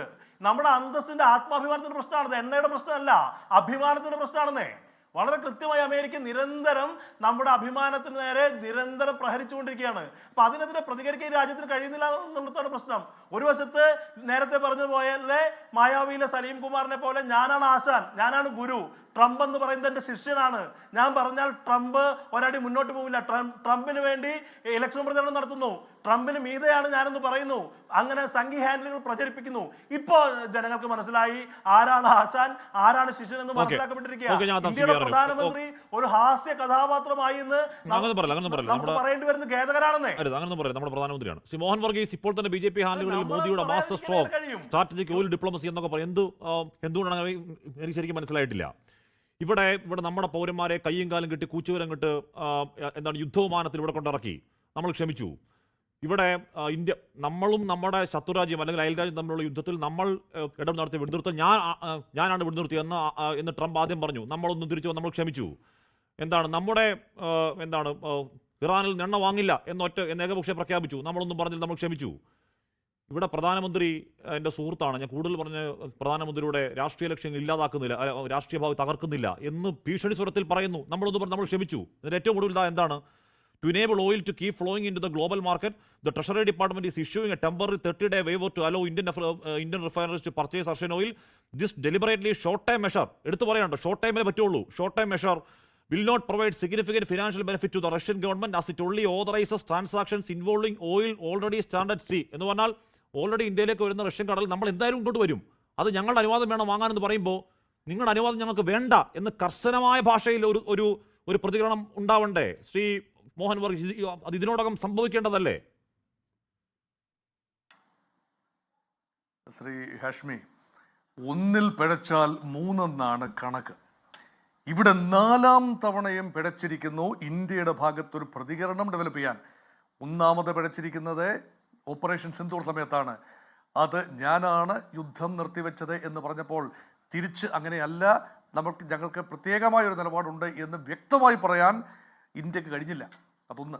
2, ട്രേഡ് ഡീൽ ഏകപക്ഷീയമായി ട്രംപ് പ്രഖ്യാപിക്കുകയാണ്. 18% ടാരിഫായി ഇന്ത്യക്ക് ഉള്ളത് നിജപ്പെടുത്തിയിരിക്കുന്നു. പിഴ ടാരിഫ് ഒഴിവാക്കുന്നു എന്ന് പറഞ്ഞപ്പോൾ ഇന്ത്യക്ക് അത് പ്രതികരിക്കാൻ കഴിഞ്ഞില്ല. അത് പ്രഖ്യാപിക്കേണ്ടത് അമേരിക്കയിൽ നിന്നുകൊണ്ടാണോ അതോ ഇന്ത്യയാണോ പ്രഖ്യാപിക്കേണ്ടത് എന്നൊരാശയക്കുഴപ്പമുണ്ട്. മൂന്നാമത്, റഷ്യയിൽ നിന്നും എണ്ണ ഇന്ത്യ വാങ്ങില്ല. ഇന്ത്യ ആ ഉറപ്പ് തനിക്ക് തന്നിട്ടുണ്ട് എന്ന് നരേന്ദ്രമോദി പറഞ്ഞപ്പോൾ അതേക്കുറിച്ച് കമാന്നൊരക്ഷരം മിണ്ടാൻ കേന്ദ്ര സർക്കാരിൻ്റെ പ്രതിനിധികൾക്ക് കഴിഞ്ഞില്ല. ഇത് 4-ാമത്തെ പ്രാവശ്യം സംഭവിച്ചിരിക്കുന്നു. ഇപ്രാവശ്യം സ്കോട്ട് ബെസന്റ് എന്ന ട്രഷറി സെക്രട്ടറി പറഞ്ഞിരിക്കുന്നു, റഷ്യയിൽ നിന്നും എണ്ണ വാങ്ങാം, പക്ഷേ നിബന്ധനകളുണ്ട്. 1 മാസത്തേക്ക് ഗ്ലോബൽ സപ്ലൈ ചെയിൻ അഫക്റ്റഡ് ആകുന്നത് കൊണ്ട് മാത്രം നിങ്ങൾക്ക് വാങ്ങാം. അത് നിശ്ചിത ക്വാണ്ടിറ്റി വാങ്ങാം. അതും മുൻകൂട്ടി കപ്പലുകളിൽ കയറ്റി വെച്ചിരിക്കുന്ന എണ്ണ മാത്രമേ വാങ്ങാനാവൂ. അല്ലാതെ റഷ്യയിൽ നിന്നും ഫ്രഷ് പർച്ചേസ് അല്ല ഉദ്ദേശിക്കുന്നത്. ഓൾറെഡി മാർച്ച് മാസം 3-ാം തീയതിയെങ്കിലും റഷ്യൻ കപ്പലുകളിൽ, ഓയിൽ ടാങ്കറുകളിൽ കയറ്റി ഓപ്പൺ സീയിൽ ഇങ്ങനെ നങ്കൂരമിട്ട് കിടക്കുന്ന റഷ്യൻ കപ്പലുകളിൽ നിന്നും അടുത്ത മാസം 3-ാം തീയതി വരെ, ഏപ്രിൽ മാസം ആദ്യത്തെ ആഴ്ച അവസാനിക്കുന്നത് വരെ വാങ്ങാനുള്ള ഒരു ബ്രീതറാണ് നൽകിയിരിക്കുന്നത്. അതുകൊണ്ട് തീരുമാനമെടുക്കൽ പരമാധികാര രാജ്യമല്ലേ, നമ്മൾ സോവറിൻ രാജ്യമല്ലേ, നമ്മൾ ഡിക്റ്റേറ്റർ ഇവരാരാന്നേ എന്ത് കരാറുണ്ടെങ്കിലും. മോഹൻ വർഗീസ്, പറയാനുള്ളത് കാരണവർ പറയുക എന്നതാണ്. അല്ലെങ്കിൽ അന്യ വീട്ടിലെ കാരണവരല്ല ഈ വീട്ടിൽ എന്താണ് കഞ്ഞിയും കറിയും വെക്കേണ്ടത് എന്താണ് എന്ന് പറയേണ്ടത് അന്യഭവനത്തിൽ അല്ല. ഇവിടുത്തെ കാര്യങ്ങൾ ഇവിടെ തീരുമാനിക്കുന്നതിൻ്റെ പേരാണ് സ്ട്രാറ്റജിക് ഓട്ടോണമി. ഭാരതം ആരുമായും സംസാരിക്കണം, ആരോട് ഇടപെടണം, എത്ര തുകയ്ക്ക് എണ്ണ വാങ്ങണം, റൂബിളിൽ വാങ്ങണോ റുപ്പിയിൽ വാങ്ങണോ, ഏത് രീതിയിൽ അത് കൈകാര്യം ചെയ്യണം, എത്ര ക്വാണ്ടിറ്റി ആയിരിക്കണം, തീരുമാനിക്കുന്നത് ദേശീയ താല്പര്യമനുസരിച്ച് ഇന്ത്യ തന്നെയായിരിക്കണം. അങ്ങനെയാണ് പരമാധികാരം നിലനിർത്താനാവുക. അല്ല ഇതാർക്കും പറയാനാവില്ലല്ലോ. അങ്ങനെയെങ്കിൽ ഇപ്പോൾ ചില ന്യായീകരണങ്ങൾ വരുന്നു.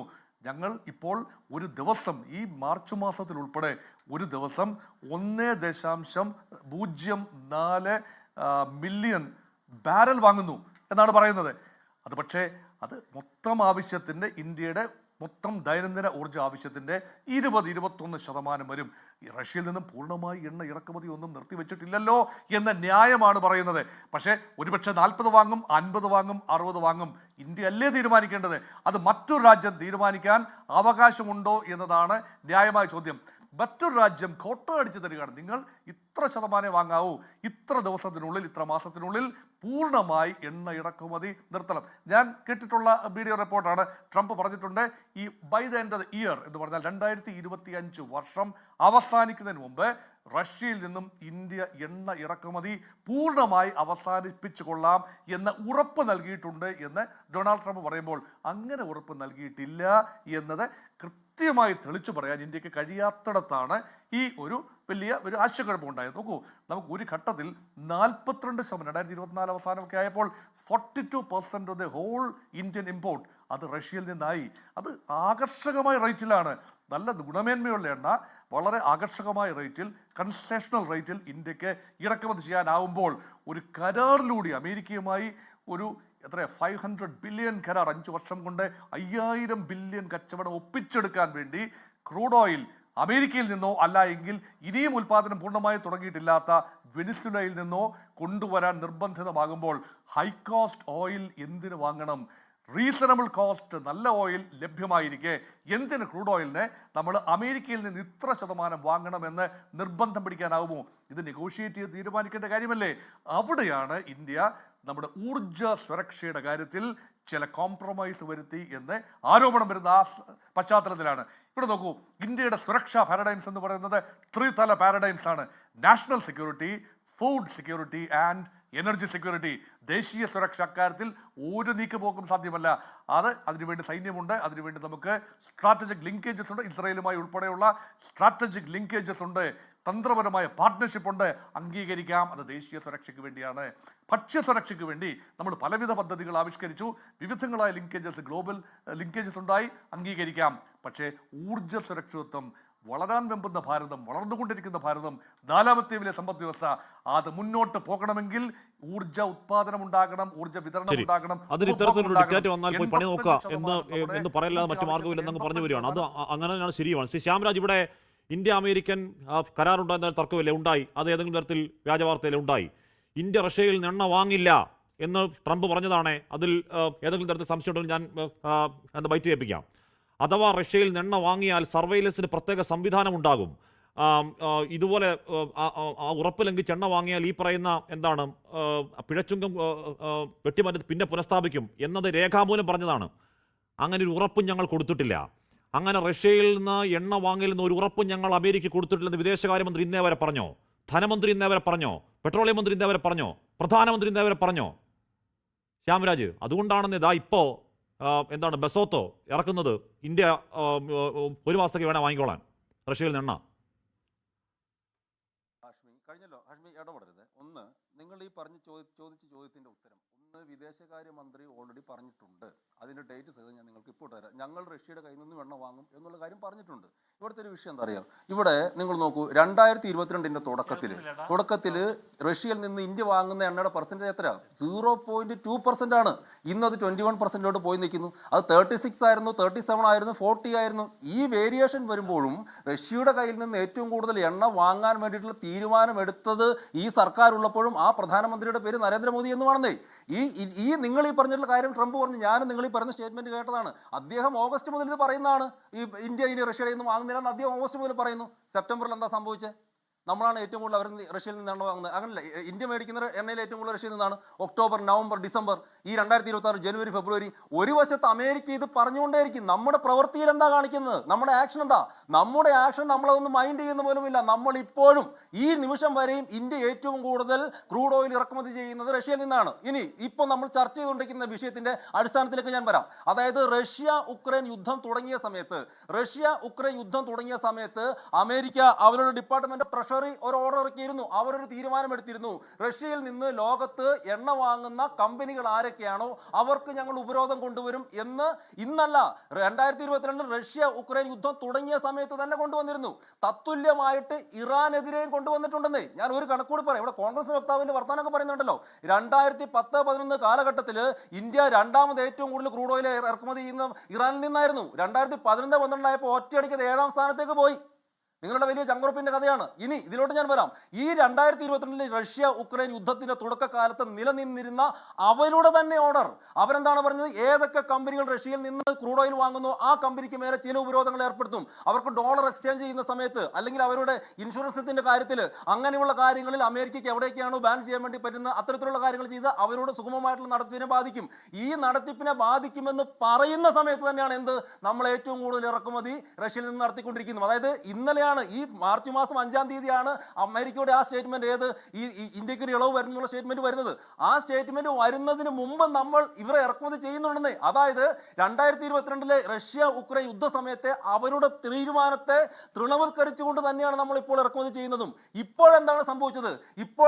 ഇപ്പോൾ സംഭവിച്ചിട്ടുള്ളത്, ഈ ലോകത്തില് ഇപ്പോൾ ഈ റഷ്യയിൽ നിന്ന് ക്രൂഡ് ഓയിൽ ഇറക്കുമതി ചെയ്യുന്ന രാജ്യങ്ങളിലെ കമ്പനികൾക്ക് അവർ അമേരിക്ക കൊണ്ടുവന്ന ഉപരോധം, അത് ഇന്ത്യൻ കമ്പനികൾക്ക് മാത്രമായിട്ട് ഉപരോധം വേണ്ടെന്ന് അമേരിക്ക വെച്ചു.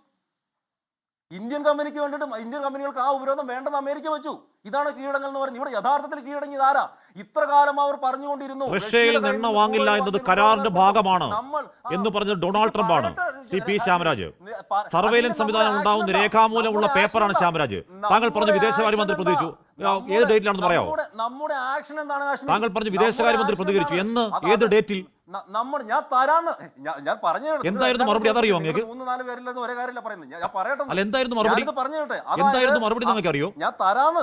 നിങ്ങൾ സമാധാനം. അല്ല, അങ്ങ് പറയൂ. അങ്ങ് മറുപടി പറഞ്ഞു ബാക്കി തുടർന്നോളൂ. കാണിച്ചത് ഹാഷ്മി നിക്ക്. ഹാഷ്മി ഒറ്റ കാര്യം, ഇത് ട്രംപ് ആയാലും അമേരിക്കയിലെ മറ്റധികൃതരായാലും പല കാര്യങ്ങളും പറഞ്ഞിട്ടുണ്ട്. നമ്മുടെ ആക്ഷൻ എന്തായിരുന്നു? നമ്മുടെ ശ്യാമരാജ്. ആക്ഷൻ എന്തായിരുന്നു?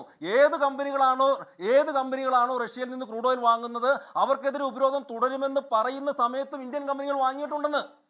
എന്നിട്ട് ഇപ്പൊ എന്താണ് ശ്യാമരാജ് അങ്ങനെ ഒളിച്ചിരുന്ന് കളിപ്പിക്കേണ്ട പണിയല്ലാന്നേ. ഇത് രാജ്യം ടു രാജ്യം ജെന്റിൽമാൻ ഡീലാണ്. അങ്ങനെ ഒളിച്ചിരുന്ന് കളിപ്പിക്കേണ്ട പരിപാടിയല്ല ഇത്. ഇത് രാജ്യം ടു രാജ്യം അമേരിക്ക ഇന്ത്യന്റെ കാര്യത്തിൽ ഇടപെടൽ ഞങ്ങൾക്ക് ഞങ്ങളായി നോക്കാൻ അറിയാം എന്ന് പറഞ്ഞ പ്രധാനമന്ത്രിമാരുള്ള രാജ്യമാണ്. അവരുമായി സൗഹൃദം തുടരും പോലും ശ്യാമരാജ്. എന്റെ ചോദ്യം റഷ്യയിൽ നിന്ന് ഇന്ത്യ വാങ്ങില്ല എന്ന് ട്രംപ് പലയാവർത്തി പറഞ്ഞതിന് ഞങ്ങൾ വാങ്ങും എന്ന് പറഞ്ഞ ഒരൊറ്റ പ്രതികരണം കാണിക്കാവോ ശ്യാമരാജ്? നിന്ന് വായിക്കുന്നവരെ വലിയ വായന വായിക്കണം എന്നാണ് പറയുന്നത്.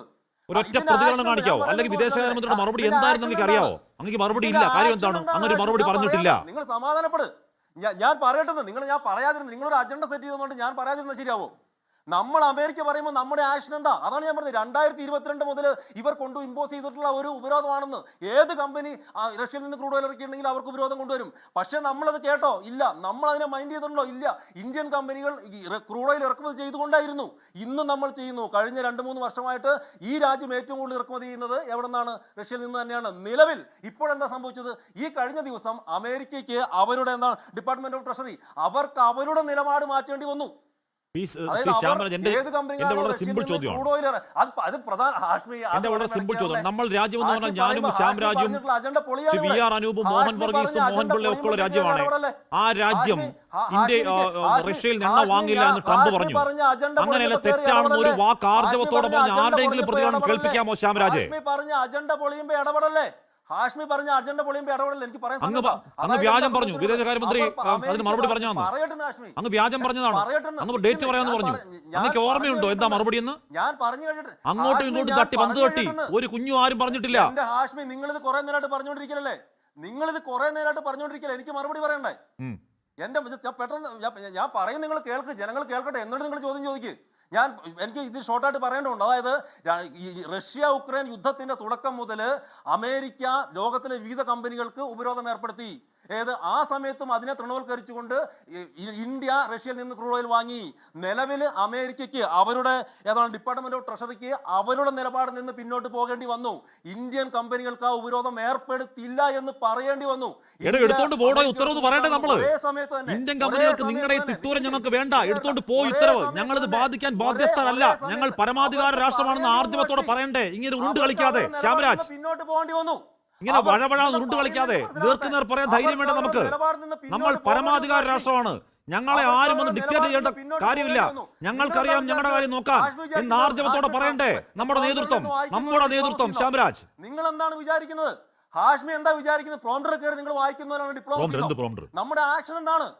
നമ്മുടെ ആക്ഷൻ എന്താണ്? ആക്ഷൻ എന്ന് പറയുന്നത് അവർ പറയുന്നത് കേട്ടിട്ടുണ്ടോ? കൊമേഴ്സ് മന്ത്രാലയത്തിന്റെ കണക്കാണ് ഞാൻ പറയുന്നത്. 2026 ജനുവരി $1.98 ബില്യൺ ക്രൂഡ്. ഇടക്കാലകാലം തൊട്ട് മുമ്പ് 44 മാസത്തിൽ ഏറ്റവും കുറവാണ്. ഡിസംബർ 2022 19.3% താഴോട്ടാണ്. നിർത്തിയിട്ടില്ല, ശരിയാണ്, പക്ഷെ ഗണ്യമായി കുറയ്ക്കുക.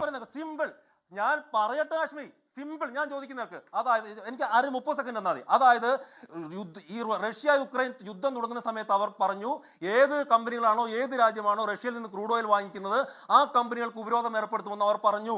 ഈ 2026 എന്താ സംഭവിച്ചത്? അവർക്ക് ആ സ്റ്റാൻഡിൽ നിന്ന് അവർ ഏത് കമ്പനിക്കാണോ ഉപരോധം ഏർപ്പെടുത്തുമെന്ന് പറഞ്ഞത് ആ സ്റ്റാൻഡിൽ നിന്ന് ഇന്ത്യൻ കമ്പനിയെ മാറ്റേണ്ടി വന്നു. ഇന്ത്യക്ക് ഉപരോധം ഏർപ്പെടുത്തില്ല എന്ന് പറയേണ്ടി വന്നു. റഷ്യയിൽ നിന്ന് ഇന്ത്യ എന്റെ പൊന്നു സാറേ, ഇന്ത്യയുടെ കമ്പനിയുടെ കാര്യം പറഞ്ഞു ഇവരാരാ? നമ്മൾ തീരുമാനിക്കും നമ്മുടെ കമ്പനി എവിടുന്ന് വാങ്ങിക്കേണ്ട കാര്യം. അത് പറയാൻ ഇവരാരാ? അതല്ലേ ചോദിക്കേണ്ടത്. ഇങ്ങനെ ഇങ്ങനെ തലയ്ക്ക് പറ്റി കൂടെ ചെറുക്കി പിടിക്കുന്നതിന് പകരം ഞങ്ങൾ തീരുമാനിക്കും ഒറ്റ വരി, വി വിൽ ഡിസൈഡ് എന്നൊരൊറ്റ വരി ഇറക്കിയാൽ മതി. We will decide എന്നൊരൊറ്റ വരി പറയാൻ ആർക്കെങ്കിലും ധൈര്യമുള്ള ചോദ്യം? പ്രവൃത്തിയോ? We will decide. ഇങ്ങനെ പച്ചക്ക് നാട്ടുകാരെ മൊത്തം കാണിച്ച് നാണം കെടുത്ത രീതിയിൽ ട്വിറ്റർ ഇട്ടേക്കാണ് അമേരിക്കയിലെ ഒരുത്തൻ. ഇങ്ങനെ ലോകത്തെ മുഴുവൻ കാണിച്ച് നാണം കെടുത്താൻ വേണ്ടി എക്സിൽ പ്രസംഗിക്കുക. അതിൽ ഞങ്ങൾ ഞങ്ങളുടെ കാര്യം തീരുമാനിക്കും എന്ന ഒരേ ഒരു വരി ധൈര്യത്തിൽ പറയാൻ ആരെങ്കിലും ഉണ്ടോ എന്ന ചോദ്യം ഇല്ല. അതാണ് കാര്യം. മോഹൻ വർഗീസ്, ശരിയാണ്, നമ്മൾ നിർത്തിയിട്ടില്ല. ഈ പറയുന്ന ഇന്ത്യ അമേരിക്ക ആണവ കരാർ പ്രകാരം പിഴച്ചുങ്കം ഒഴിവാക്കാൻ ഇന്ത്യ റഷ്യയിൽ നിന്ന് എണ്ണ വാങ്ങില്ല എന്ന് ഞങ്ങൾക്ക് ഉറപ്പ് നൽകി എന്നാണ് കരാർ എന്ന് ട്രംപ് പറഞ്ഞാലും നമ്മൾ നിർത്തിയിട്ടില്ല. പക്ഷേ ഘട്ടം ഘട്ടം നമ്മൾ കുറയ്ക്കുന്നുണ്ട്. അത് ട്രംപ് തന്നെ പറയുന്നുണ്ട്. അത് കൊമേഴ്സ് മന്ത്രാലയത്തിൻ്റെ കണക്ക് പോയി നോക്കിയാൽ അറിയാം. ഇപ്പം ബ്ലൂംബർഗ് പോലുള്ള അവരുടെ വെബ്സൈറ്റിൽ നോക്കിയാൽ കൃത്യം കണക്ക് അവിടെ ഉണ്ട്. 2026 എന്ന് പറഞ്ഞാൽ ഇപ്പോൾ കരാറിൻ്റെ തൊട്ട് മുമ്പ് $1.98 ബില്യൺ എന്ന് പറഞ്ഞാൽ 44 മാസത്തിലെ ഏറ്റവും കുറവാണെന്നും ഇപ്പോഴത് കുറഞ്ഞുകൊണ്ടിരിക്കുകയാണെന്നും റഷ്യയുടെ കണക്കുകളൊക്കെ അവിടെ ഉണ്ട്. പോട്ടെ, കണക്ക് വിട്ടേക്ക്.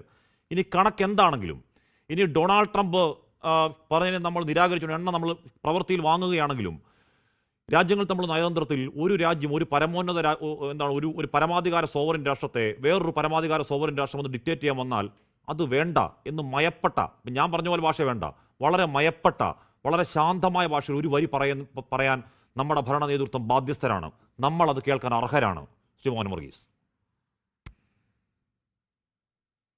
ഒരു വരി പറയാനുള്ള സമയം, സാഹചര്യം, സൗമനസ്യം കാട്ടിയിരുന്നെങ്കിൽ ഏറെ കയ്യടി നേടാൻ സാധിക്കുമായിരുന്നു, അല്ലെങ്കിൽ ഒരുപാട് ഹൃദയങ്ങൾ കീഴടക്കാൻ സാധിക്കുമായിരുന്നു.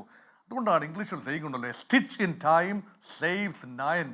ചെയ്യേണ്ട കാര്യങ്ങൾ ചെയ്യേണ്ട സമയത്തെ കൃത്യമായി ചെയ്തു വെച്ചിരുന്നു എങ്കിൽ ഇപ്പോൾ ഒരുപാട് ന്യായീകരിക്കുന്നത് ഒഴിവാക്കാൻ സാധിക്കുമായിരുന്നു. ആദ്യം തന്നെ ചെയ്യാമായിരുന്നു. ഓപ്പറേഷൻ സിന്ദൂർ സമയത്ത് തന്നെ കൃത്യമായി പറഞ്ഞു വയ്ക്കാമായിരുന്നു, ഞങ്ങളുടെ മേൽ കുതിര കയറാൻ വരണ്ട, ഇത് ഞങ്ങൾക്കറിയാം എങ്ങനെയാണ് നിർത്താൻ, ഇത് പറയാമായിരുന്നു. അമേരിക്ക അതിനകത്തൊരു പാർട്ടിയല്ല. ഓപ്പറേഷൻ സിന്ദൂർ സമയത്ത് അമേരിക്ക ഒരു പാർട്ടിയല്ല. ഇവിടെയും ഉഭയകക്ഷി വ്യാപാരമാണ്. റഷ്യയും ഇന്ത്യയും തമ്മിൽ നടക്കുന്നത് ഉഭയകക്ഷി വ്യാപാരമാണ്. അതിൽ മറ്റൊരു രാജ്യം അഭിപ്രായം പറയേണ്ട കാര്യമേ ഇല്ല. അതിനെക്കുറിച്ചാണ് പറയേണ്ടത്. റൂൾ ബേസ്ഡ് വേൾഡ് ഓർഡർ എന്ന് പറഞ്ഞാൽ നിയതമായ ചില ചട്ടങ്ങൾ, അത് വ്യാപാര ചട്ടങ്ങൾ ഉൾപ്പെടെ വരും. ഉഭയകക്ഷി അടിസ്ഥാനത്തിൽ എടുക്കുന്ന തീരുമാനമാണ്. റഷ്യക്ക് എണ്ണ വിൽക്കാൻ താല്പര്യമുണ്ടെങ്കിൽ, ഇന്ത്യക്ക് എണ്ണ വാങ്ങാൻ താല്പര്യമുണ്ടെങ്കിൽ, രണ്ട് കൂട്ടരും പറഞ്ഞുറപ്പിക്കുന്ന ഒരു വിലയിൽ എഗ്രി ചെയ്യാൻ താല്പര്യമുണ്ടെങ്കിൽ കച്ചവടം അവിടെ നടന്നിരിക്കും. ശ്രീകാശ്മി, അത് ഒരു ശക്തി ഇടപെട്ടാലും ആ കച്ചവടം നടക്കാതിരിക്കില്ല. മറ്റൊരു രാജ്യവുമായി കച്ചവടം അത് വേറെയാണ്. അമേരിക്കയുമായി കച്ചവടം നടത്തണമെങ്കിൽ അത് ഉഭയകക്ഷി കരാർ ഒപ്പിട്ട് സമഗ്രമായ വ്യാപാര കരാറിൻ്റെ അടിസ്ഥാനത്തിൽ ചെയ്യാം. അതുകൊണ്ട് ഒരു വ്യാപാര കരാർ ഒപ്പിടണം എന്നത് കൊണ്ട് മാത്രം മറ്റൊരു രാജ്യവുമായിട്ടുള്ള കച്ചവടം എന്താണ് വാങ്ങേണ്ടത്, എപ്പോഴാണ് വാങ്ങേണ്ടത്, എത്ര ക്വാണ്ടിറ്റിയാണ് വാങ്ങേണ്ടത്, എന്ത് വിലക്കാണ് വാങ്ങേണ്ടത്, എപ്പോഴെല്ലാം വാങ്ങാം, ഏത് സമയം വരെ വാങ്ങാം മുതലായ കാര്യങ്ങൾ തീരുമാനിക്കാൻ മറ്റൊരു രാജ്യത്തിന് അവകാശം കൊടുത്താൽ അറബി ഒട്ടകത്തിന് മുക്ക് വെക്കാൻ സ്ഥലം കൊടുത്ത പോലെയാകും. അവസാനം അറബി ടെന്റിൽ നിന്നും പുറത്താകും. ആ അവസ്ഥയിൽ ഇന്ത്യയെ എത്തിച്ചു നിർത്താൻ ഭരണാധികാരികൾ ശ്രമിക്കില്ല എന്ന് തന്നെയാണ് ഉത്തമ വിശ്വാസം. ഇത്രയും അധികം ചർച്ച രാജ്യത്തുണ്ടായതുകൊണ്ട് global community is watching. India വിശ്വഗുരുവൊക്കെയാണ്, ശരിയാണ്. ഇന്ത്യയുടെ സ്റ്റേച്ചർ വളരെ ഹൈ ആണ്. ഗ്ലോബൽ സൗത്തിൻ്റെ വോയിസ് ആണ്. അത് കേൾക്കേണ്ടതുപോലെ പ്രകടിപ്പിച്ചില്ല എങ്കിൽ ഈ വാക്കുകൾക്ക് എന്തർത്ഥം? അതുകൊണ്ടാണ് പ്രധാനമന്ത്രി നരേന്ദ്രമോദിയെ സംസാരിക്കണമെന്നില്ല. മന്ത്രാലയത്തിൻ്റെ ഭാഗത്തു നിന്ന്, വിദേശകാര്യ മന്ത്രാലയത്തിൻ്റെ ഭാഗത്തു നിന്ന്, വാണിജ്യ മന്ത്രാലയത്തിൻ്റെ ഭാഗത്തു നിന്ന് ഒരു പ്രസ്താവന ഉണ്ടായാൽ മതി. ട്രേഡ് കാര്യങ്ങൾ ഞങ്ങൾ നിശ്ചയിച്ചിട്ടുണ്ട്, അതനുസരിച്ച് പോകും. ഇനി മറ്റൊരു ഓപ്ഷൻ കൂടിയുണ്ട്. ഇപ്പോൾ ഇറാൻ പറഞ്ഞിരിക്കുന്നത്, ഇറാൻ അമേരിക്ക യുദ്ധത്തിൻ്റെ പശ്ചാത്തലത്തിലാണല്ലോ ഈ ചർച്ച മുഴുവൻ അരങ്ങേറുന്നത്. ഇറാൻ പറഞ്ഞിട്ടുണ്ട്, ഞങ്ങൾ ഹോർമൂസ് കടലിടുക്ക് അടച്ചിരിക്കുന്നു. അമേരിക്കൻ കപ്പലുകൾക്ക്, ഇസ്രയേലി കപ്പലുകൾക്ക്, യൂറോപ്യൻ കപ്പലുകൾക്ക് അടച്ചിരിക്കുന്നു. പക്ഷേ ഞങ്ങളുമായി ചരിത്രപരമായ ബന്ധമുണ്ടായിരുന്ന ചില രാജ്യങ്ങളുടെ കപ്പലുകൾ കടന്നാൽ ഞങ്ങൾ തടയില്ല എന്ന് പറഞ്ഞാൽ റഷ്യൻ കപ്പലുകൾ, ചൈനീസ് കപ്പലുകൾ, ഇന്ത്യൻ കപ്പലുകൾ മുതലായവ ഹോർമൂസ് കടലിടുക്കിലൂടെ അങ്ങോട്ടും ഇങ്ങോട്ടും സഞ്ചരിച്ചാൽ ഇറാൻ ആക്രമിക്കില്ല. ഇനിയുള്ള ചോദ്യം, അമേരിക്ക ആക്രമിക്കുമോ എന്നതാണ് അടുത്ത ചോദ്യം. അങ്ങനെ ചെയ്യാൻ യഥാർത്ഥത്തിൽ റഷ്യയോ ചൈനയോ ഒരു തീരുമാനമെടുക്കുന്നു. കപ്പലുകൾ ഒരു പ്രദർശനം എന്ന നിലയിൽ, അല്ലെ ഫ്ലെക്സിംഗ് മസിൽസ് എന്ന നിലയിൽ യുദ്ധത്തിൽ പങ്കെടുക്കുന്നില്ലല്ലോ, കപ്പലുകൾ ഹോർമൂസിലൂടെ സഞ്ചരിക്കാൻ ഒരു തീരുമാനമെടുത്താൽ അമേരിക്കയ്ക്ക് എന്ത് ചെയ്യാനാവും? ചൈനയെ വെല്ലുവിളിച്ചുകൊണ്ട്, റഷ്യയെ വെല്ലുവിളിച്ചുകൊണ്ട് ഒരു മിസൈൽ അയക്കാൻ സാധിക്കുമോ? അതൊന്നും ചെയ്യില്ലല്ലോ. ഇവിടെയാണ് ഈ അമേരിക്കയ്ക്ക് ഇത് പറയാമെന്നേ ഉള്ളൂ. തീർച്ചയായും ഇറാൻ അവിടെ ഒറ്റയ്ക്കാണ്. ഇറാൻ സ്വയം കൃതാനർത്ഥം എന്ന രീതിയിലൊക്കെ ചില കാര്യങ്ങൾ ചെയ്തു കൂട്ടിയിട്ടുണ്ട്. അതിൻ്റെ അനർത്ഥം തന്നെയാണ് ഇപ്പോൾ അനുഭവിക്കുന്നത്. അത് വ്യക്തമാണ്. കാരണം ഇറാൻ ഒരു വലിയ ഹൈ വോൾട്ടേജ് റെട്ടറിക് നടത്തി. Death to America, death to Israel എന്ന് പറയുമ്പോൾ സ്വതന്ത്ര പരമാധികാര രാജ്യമായി ഇസ്രായേലിനും ഈ ഭൂമുഖത്തെ എക്സിസ്റ്റ് ചെയ്യാനുള്ള അവകാശമുണ്ട്. അത് ഇറാൻ പറയേണ്ട കാര്യമല്ല. അതേസമയം ഇറാൻ എന്ന പരമാധികാര രാജ്യത്തെ നിലനിൽക്കാൻ അവകാശമുണ്ട്. അതിന്മേൽ അമേരിക്ക കടന്നുകയറ്റം നടത്തിയാൽ അവിടെ മാത്രമല്ല, വെനിസ്വേലയിലെ മദുറോയെ പിടിച്ചുകൊണ്ട് പോകുന്നു, അവിടുത്തെ എണ്ണയെ കൈവെക്കുന്നു, ഇറാൻ ഇല്ലാതെ നോക്കുന്നു. അത് കഴിഞ്ഞ് ക്യൂബ എന്ന് ഉടുപ്പില്ല പറയല്ലേ ഒരു പരമാധികാരി. നോക്കൂ, ഇറാൻ ഞങ്ങൾ നേരെ പോകുന്നു ക്യൂബയിലോട്ടാണ്, അവിടെ ഞങ്ങൾ എടുക്കാൻ പോവാണ്, വെനിസ്വേല എടുക്കാൻ പോവാണ്, ഞങ്ങൾ ഗ്രീസ് വേണം. എന്താ ഇത്? ഇവിടെ ഉപാധികളില്ലാതെ കീഴടങ്ങും ട്രംപ് പറയാം. ട്രൂത്ത് സോഷ്യൽ പറയുന്നു ഉപാധികളില്ലാതെ കീഴടങ്ങലല്ലാതെ ഇറാനുമായി മറ്റൊരു കരാറും ഉണ്ടാക്കില്ലെന്ന് ട്രംപ് പറയുന്നു. പ്രതികരണം ട്രൂത്ത് സോഷ്യലിലൂടെയാണ്. ഒരു ഉപാധിയുമില്ല, ഒരു കരാറുമില്ല, ഒരു കീഴടങ്ങലുമില്ല, ഒരു ചർച്ചയുമില്ല, യുദ്ധം തന്നെയാണെന്ന് പറയുന്നുണ്ട് അബ്ബാസ് അറാഖ്ചി. അങ്ങനെയെങ്കിൽ ഇത് കടുക്കും. മോഹൻപിള്ള ഈ അബ്ബാസ് അറാഖ്ചി കോൺഫിഡൻസോട് ആവർത്തിച്ച് പറയുന്നുണ്ട്, ഞങ്ങൾക്ക് അമേരിക്കയുമായി ഞങ്ങൾ ചർച്ചയ്ക്കില്ല, ഞങ്ങൾ ഉള്ളത് യുദ്ധത്തിന്റെ വഴിയിൽ തന്നെയാണ്, നിങ്ങൾ കരയുദ്ധത്തിന് ആളെ ഇറക്കാൻ ധൈര്യമുണ്ടോ ട്രംപ് എന്ന് ചോദിച്ചുകൊണ്ടിരിക്കുമ്പോൾ ട്രംപ് 3-4 ദിവസത്തോട് പറയുന്നത് ഏതോ ഇറാൻകാർ ഇപ്പോൾ ഏറ്റവും ഒടുവിലും പറയുന്നത് ഏതോ സ്വീകാര്യരായ ഇറാൻ നേതാക്കൾ വിളിച്ചു, ചർച്ചയ്ക്ക് സ്കോപ്പ് ഉണ്ടോ എന്ന് പറഞ്ഞു. അറാഖ്ചി അപ്പോഴൊക്കെ പറയും ഞങ്ങൾ അങ്ങനെ ചർച്ചയ്ക്കേ ഇല്ല. ഏറ്റവും ഒടുവിൽ ട്രംപ് പറയുന്നത് അറിയോ, ഇറാന് മികച്ച ഭാവിയുണ്ട്, make Iran great again, Megha ആക്കുമെന്നാണ് ട്രംപിന്റെ ഏറ്റവും പുതിയ പ്രഖ്യാപനം. മോഹൻപിള്ള ഇവിടെ ഹോർമൂസ് അസ്വസ്ഥത വന്നതേ ഉള്ളൂ. 6-ാം ദിനം 7-ാം ദിനം ആയതുള്ളൂ. ഇപ്പോൾ തന്നെ എണ്ണവില കൂടി, ഇനിയും കുത്തനെ കൂടാൻ പോകുന്നു. ഖത്തർ LPG പ്രൊഡക്ഷൻ നിർത്തിവെക്കുന്നു. ഇന്ത്യയിൽ മാത്രം അത് സപ്ലൈ ഉണ്ടാക്കുന്നത് 40%. ആഗോള എണ്ണവില ഉയർന്നാൽ അമേരിക്കൻ സമ്പദ് വ്യവസ്ഥ അടക്കം കട്ട കടിക്കും. അതുകൊണ്ടാണോ ഈ പറയുന്ന making India make Iran great again, MIGA പോലെയുള്ള അസ്ഥാനത്തെ പ്രഖ്യാപനം? ശ്രീ മോഹൻപിള്ള. തീർച്ചയായിട്ടും ഇതിനകത്ത് നമ്മൾ കണ്ടത് ട്രംപിനെ സംബന്ധിച്ചിടത്തോളം കൈപൊള്ളി എന്ന് നമ്മൾ ഇതിനു മുമ്പുള്ള പല ചർച്ചകളിലും ഡിസ്കസ് ചെയ്തിട്ടുള്ളതാണ്. ട്രംപിനെ സംബന്ധിച്ചിടത്തോളം അദ്ദേഹത്തിന് ഇപ്പോൾ ഉണ്ടായ internal problems, B it in Epstein file or what ever it may B, അതുകൊണ്ട് അദ്ദേഹത്തിൻ്റെ ടെന്യൂർ എങ്ങനെയെങ്കിലും, അതായത് ഡൊമസ്റ്റിക് അറ്റൻഷനിൽ നിന്ന് ഇന്റർനാഷണൽ അറ്റൻഷനിലോട്ട് മാറ്റി നിർത്തുക എന്നുള്ളത് അദ്ദേഹത്തിൻ്റെ ഒരു ഉദ്ദേശമാണ്. അതുകൊണ്ട് തന്നെയാണ് തീർച്ചയായിട്ടും ഇവിടെ 6 ദിവസത്തേക്ക് വന്നിട്ട് ലോങ് ടേം എന്നൊക്കെ പറഞ്ഞ് നിൽക്കുന്നത്. പക്ഷേ ഇവിടെ ലോങ് ടേം ഒരിക്കലും അദ്ദേഹം നിൽക്കില്ല. കാരണം വെച്ച് കഴിഞ്ഞാൽ US-നെ സംബന്ധിച്ചിടത്തോളം ഇറാനിൽ ഒരു കരയുദ്ധത്തിന് പോവുക എന്ന് പറയുന്നത് ഒരു വാട്ടർലൂ ആണ്. അതിനകത്ത് യാതൊരുവിധ സംശയവുമില്ല, ഒരു വാട്ടർലൂ തന്നെയായിരിക്കും. അപ്പോൾ ആ കരയുദ്ധത്തിലോട്ട് പോകാതെ അതിനാണ് ഒരു അറ്റൻഷൻ സീക്കിംഗ് എന്നുള്ള രീതിയിൽ ഇവിടെ നിന്ന് നേരെ ട്രൂപ്സിനെ വലിച്ച് അല്ലെങ്കിൽ ഡൈവേർട്ട് ചെയ്തുകൊണ്ട് ഞാൻ അടുത്തത് വേണ്ട ഇങ്ങോട്ട് പോവുകയാണെന്ന് പറഞ്ഞിട്ട്, അതായത് ഇവിടെ പകുതിയാക്കി. ഞാൻ ഇതിനു മുമ്പ് കാശ്മീരോട് ആദ്യമേ പറഞ്ഞിട്ടുണ്ട്, ഒരിടത്തും അദ്ദേഹം ഒരു ടാസ്കും കംപ്ലീറ്റ് ചെയ്യത്തില്ല. ഒരു ടാസ്കും കംപ്ലീറ്റ് ചെയ്യാതെ ഇപ്പം നേരെ ക്യൂബയിലോട്ട് അറ്റൻഷൻ ഡൈവേർട്ട് ചെയ്ത് മാറുന്നു. ഈ അറ്റൻഷൻ ഡൈവേർട്ട് ചെയ്ത് മാറുന്നത് ഇദ്ദേഹത്തിൻ്റെ ഒരു തന്ത്രം മാത്രമാണ്. ഇനി ഞാൻ ഒരു കാര്യം കൂടി ഇതിനു മുമ്പ് കൂട്ടി വായിക്കാം. കാര്യം റഷ്യയിൽ നിന്ന് ഓയിൽ വാങ്ങരുത് അല്ലെങ്കിൽ ആ ഒരു തിട്ടൂരം തരുന്നതിൻ്റെ മെയിനായിട്ടുള്ള ഒരു ഉദ്ദേശം എന്തെന്ന് ചോദിച്ചു കഴിഞ്ഞാൽ റഷ്യയെ കൊണ്ട് ഡീസ്റ്റെബിലൈസ് ചെയ്യുക ഫിനാൻഷ്യലി, ഉക്രൈൻ വാർ എന്നൊക്കെ ഒരു കാര്യം മാത്രം. അതായത് അമേരിക്കയെ സംബന്ധിച്ചിടത്തോളം അമേരിക്കയ്ക്ക് ഇഷ്ടമുള്ളത് എന്തും ആ ഒരു ലോജിക്കാണ്, വേറെ ഒരു പ്രശ്നമല്ല. നമ്മൾ അതിനകത്ത് വളരെ വൈസായിട്ടൊരു ഡിസിഷൻ ആയിരുന്നു, ഞാൻ പൊളിറ്റിക്കൽ സ്റ്റാൻഡ് വെച്ച് പറയുന്നതല്ല, ഒരു വൈസ് ഡിസിഷൻ നമ്മൾ എടുക്കുമായിരുന്നെന്നുണ്ടെങ്കിൽ തീർച്ചയായിട്ടും US ഈ ഒരു സ്റ്റെപ്പിലോട്ട് വരില്ല. അവിടെയാണ് ഞാൻ പറഞ്ഞത് ഇന്ത്യയും ചൈനയുമാണ് അതിന്റെ ഇവിടെ എന്താണ്, ഇവിടെ റഷ്യയിൽ നിന്ന് എണ്ണ വാങ്ങി യുക്രൈനിലെ യുദ്ധത്തിൽ ചോര നമ്മുടെ കയ്യിലുണ്ട് എന്ന് വരെ ഇയാൾ പറഞ്ഞു. അപ്പോൾ മര്യാദകൾ പറയല്ലേ എന്നതിൻ്റെ നയതന്ത്ര ഭാഷയിൽ നമ്മൾ പറയാമായിരുന്നു. ഇപ്പോൾ ശ്യാംരാജ് ഇവിടെ വന്നിരുന്ന് BJPയുടെ വാദം പറയാനാണ്. ശ്യാംരാജിന് കഴിയുന്ന വണ്ണം അല്ലെങ്കിൽ ശ്യാംരാജിന് പറയാവുന്നതിൻ്റെ മാക്സിമത്തിൽ ഏറ്റവും മനോഹരമായ വാദം അവതരിപ്പിച്ചു. ശ്യാംരാജിന് കുറ്റമല്ല. ഈ പറയുമ്പോൾ എന്താണ്, ഞങ്ങളുടെ പരമാധികാര രാഷ്ട്രമാണ്, ഞങ്ങളുടെ കാര്യം തീരുമാനിക്കും എന്ന് പറയേണ്ടവർ പറയാത്തതിന് ശ്യാംരാജ് എന്ത് വിളിച്ചു? Shri V R Anoop. കാശ്മീർ ഇത് കേവലം എണ്ണയുടെ പ്രശ്നമല്ലാന്നേ, എണ്ണയിലൂടെ അമേരിക്കൻ അധീശത്വം നടപ്പിലാക്കുന്നതിൻ്റെ പ്രശ്നമാണ്. നമ്മുടെ സ്വാതന്ത്ര്യ സമരകാലത്ത് ഗാന്ധി ഉപ്പിനൊരു പ്രതീകമായിട്ട് ഉപയോഗിച്ചത് എന്തുകൊണ്ടാണ്? അത് കൊളോണിയൽ ഭരണകൂടത്തിൽ ജനങ്ങൾക്ക് മേലെയുള്ള ഇടപെടലിൻ്റെ പ്രതീകമായിട്ടുള്ളൊരു മൈക്രോ പൊളിറ്റിക്സ്, സൂക്ഷ്മ രാഷ്ട്രീയം അതിനകത്തുണ്ട്. ഇവിടെ ശ്യാംരാജ് തുടക്കം മുതൽ ഇതിനോട് പറയുമ്പോൾ ഹാഷ്മി പറഞ്ഞു, ഞാൻ പറഞ്ഞു, നേരത്തെ എക്സ്പെർട്ട് ഒപ്പീനിയൻസ് പ്രകടിപ്പിച്ച ആളുകളൊക്കെ പറഞ്ഞാൽ ഈ ഡൊണാൾഡ് ട്രംപ് ഇന്ത്യ പാക് സംഘർഷത്തിൽ നടത്തുന്ന ഒരു ഇടപെടൽ നടത്തുമ്പോൾ that's none of your business എന്ന് എന്തുകൊണ്ട് നമ്മുടെ രാജ്യത്തെ പ്രധാനമന്ത്രിക്ക് പറയാൻ കഴിയില്ല എന്ന പ്രശ്നത്തെ അഭിസംബോധന ചെയ്യാൻ പോലും സംഘപരിവാർ പ്രതിനിധിക്ക് കഴിയുന്നില്ല എന്നുള്ളതാണ്. എണ്ണ എന്ന് പറയുന്നത് ഇവിടെ ആദ്യത്തെ പ്രശ്നമല്ലെന്നേ.